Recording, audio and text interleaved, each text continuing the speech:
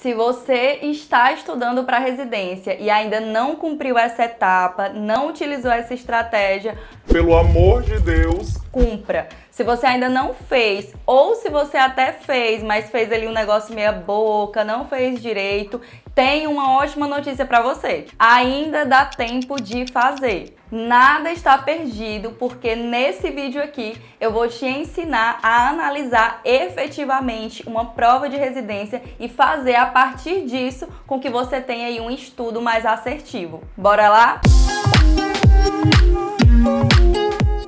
Primeira coisa que você vai fazer, você vai pegar todas as provas anteriores do processo seletivo que você vai fazer. Normalmente essas provas ficam nos sites das instituições ou nos sites da banca que preparam o processo seletivo. E aí você tem que pesquisar isso no Google e pegar as provas. Tem que ter um pouquinho de paciência, tá? Não é assim que você vai colocar no Google muitas vezes que você vai conseguir aí encontrar de cara. Eu já deixo também várias provas disponíveis lá no meu Drive para baixar, para ficar mais fácil. Então você pode ir lá e ver se a sua prova está dentro do Drive. Para você fazer isso, é só você entrar no meu Instagram. Se você não me segue, me siga lá. Clica no link da bio e no último botão você vai entrar no Drive e vai conseguir ter acesso a várias provas e vários editais. Pode ser que o processo seletivo que você vai fazer não deixe a prova disponibilizada e aí você não vai ter muito o que fazer. O que você ainda pode fazer é tentar conversar com alguém que fez a prova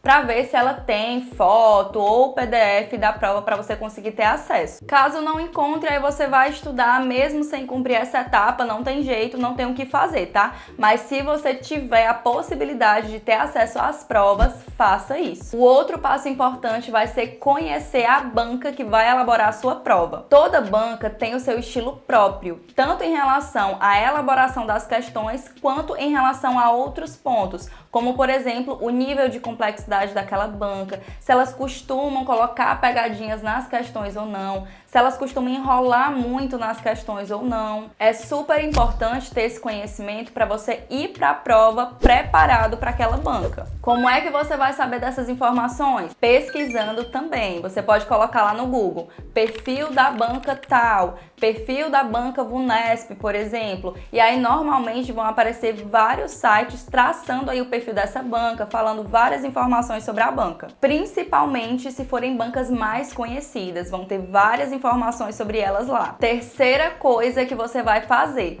você vai pegar as provas em si, vai pegar todas as provas que você teve acesso e vai analisar as questões em si. Você vai analisar se são questões longas ou curtas, se é aquela questão curta, objetiva, do tipo sabe ou não sabe, ou se é aquela questão mais longa que costuma trazer muita enrolação, né? Trazer várias informações que você não vai nem precisar para responder a questão. Por que que é importante saber disso? Porque você vai conseguir traçar estratégias para o dia da prova. Se a tua banca for, por exemplo, do tipo que gosta de enrolar muito nas questões, você já sabendo disso, você pode pular direto ali para o final do enunciado, onde ele vai fazer realmente a pergunta e você só vai voltar para o enunciado para ler o texto todo se realmente for necessário para responder a questão. Você vai saber também quanto tempo mais ou menos você vai precisar para responder cada questão, ter essa noção melhor para não ter o problema de no dia da prova você perder muito tempo em algumas questões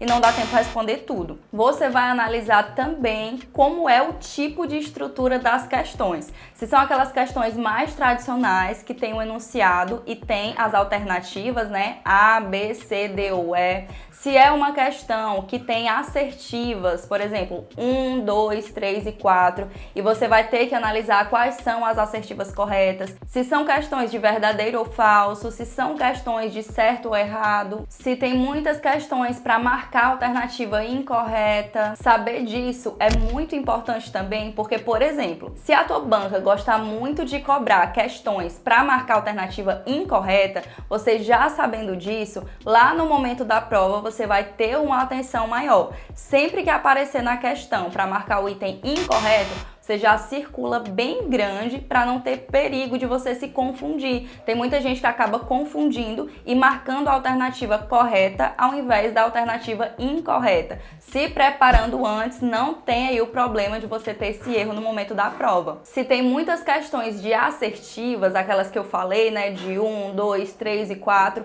responda muitas questões nesse estilo para você pegar o feeling de responder questões assim, né? Tem sempre aquela questão de você se adaptar àquele tipo de questão. Então, quando você responde muitas questões daquele jeito, você consegue acertar mais com o tempo. E é claro que você vai precisar resolver muitas questões ao longo da sua preparação, não só de um estilo específico, mas de todos os estilos. Até porque você vai resolver uma questão não com o intuito somente de entender o estilo da questão, mas também de absorver, de reter melhor aquele conteúdo. Então você vai responder todos os estilos de questões, mas você não pode deixar de responder as questões do estilo que a sua banca costuma utilizar. Tem muita gente que acaba não se atentando a essa informação importante e acaba resolvendo questões assim aleatórias, nada a ver com as questões que a banca costuma cobrar. Por isso, saber disso é tão importante. E o quarto passo e crucial vai ser analisar os assuntos que foram mais cobrados nas últimas provas que você pegou e analisar também as referências que caíram nessas provas. Gente, isso aqui é importantíssimo. Só para vocês terem noção da importância, tem um processo seletivo aqui no Ceará, o da Resmute UFC, que costuma cobrar, né, tem tido essa tendência ao longo dos anos de cobrar questões que sejam compatíveis com as ênfases que são ofertadas dentro do processo seletivo. Questões de diabetes, questões de oncologia, materno-infantil, transplante. Ou seja, a pessoa que sabe disso não vai vacilar e vai conseguir se preparar muito bem para a prova. Então, o que é que você vai fazer? Você vai pegar cada prova dessas e vai anotar o assunto de cada questão. Depois você vai contar quantas vezes apareceu cada assunto. Caiu, por exemplo, 5 questões, né? 5 vezes caiu o assunto câncer, 5 vezes caiu o assunto diabetes. Esse assunto aqui apareceu em todas as provas. Você vai conseguir fazer essa análise. Se a sua prova tem uma temática só, por exemplo, uma prova que vai cair só questões de oncologia, você vai fazer a mesma coisa, você vai no mesmo raciocínio. Só que ao invés de anotar as temáticas maiores, você vai anotar os assuntos específicos daquela temática que caíram aí nas provas. Depois, você pode transformar esses dados em percentual, pode inclusive fazer aquele gráfico de pizza para ficar mais fácil a visualização. E aí você vai ter ouro em mãos. Você com certeza vai estar na frente dos outros candidatos que não fizeram isso. E uma observação importante também. Você não vai estudar só esses conteúdos que você avaliou que caíram mais, porque em uma prova pode cair qualquer assunto do edital, tá? Você saber disso não vai te garantir que vão cair só aquelas questões no outro ano, não.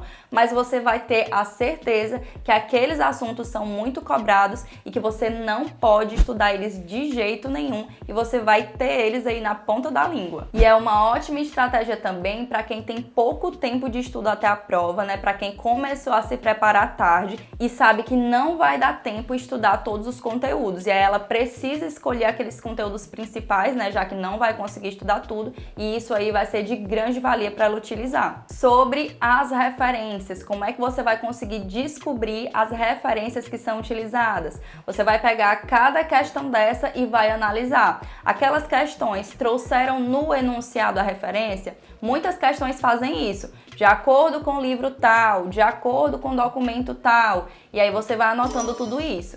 Se na questão não trouxer diretamente, né, a referência, você pode descobrir de uma outra forma também. Você pode buscar a resposta da questão, buscar em livros, buscar em documentos, e as respostas costumam ser parecidas com a referência utilizada. E aí você vai descobrir qual foi a referência que aquela pessoa que elaborou aquela questão utilizou. Daí você vai conseguir contabilizar também quais foram as referências e quantas vezes elas foram aparecendo fazendo aí ao longo das provas. Seguindo todos esses passos, você vai conseguir saber qual é o perfil da sua banca, qual é o estilo de questões, como é a estrutura das questões, quais são os conteúdos que eles costumam cobrar mais, quais são as referências que eles costumam utilizar mais. Ou seja, vocês vão estar com a faca e o queijo na mão. Então é isso, entreguei mais uma vez um conteúdo muito importante para vocês. Então não deixem de aplicar esse conhecimento.